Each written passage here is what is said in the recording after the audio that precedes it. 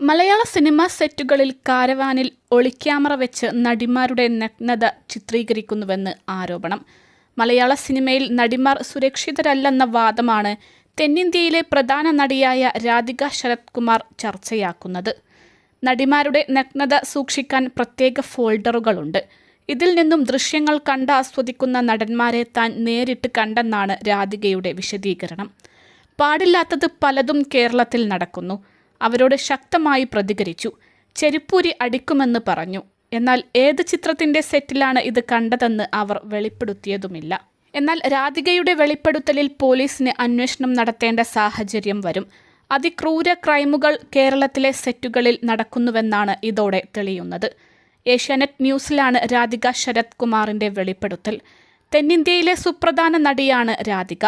മലയാള cinema ലൊക്കേഷനിലെ ഞെട്ടിക്കുന്ന ദുരനുഭവം ആദ്യമായി വെളിപ്പെടുത്തുകയായിരുന്നു നടി രാധിക ശരത് കുമാർ.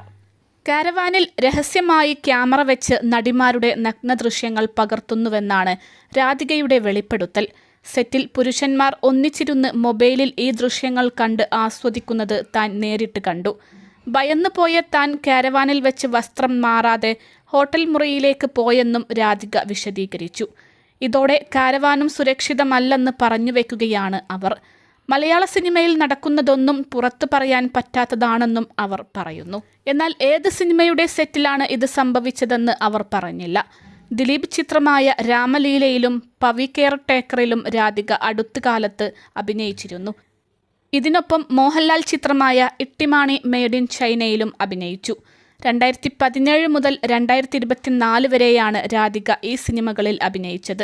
സിനിമാ ലൊക്കേഷനിൽ ഇത്തരം പ്രവർത്തികൾ നടക്കുന്നുവെന്ന സൂചനകൾ ഹേമ കമ്മിറ്റിയിലും ഉണ്ടായിരുന്നു.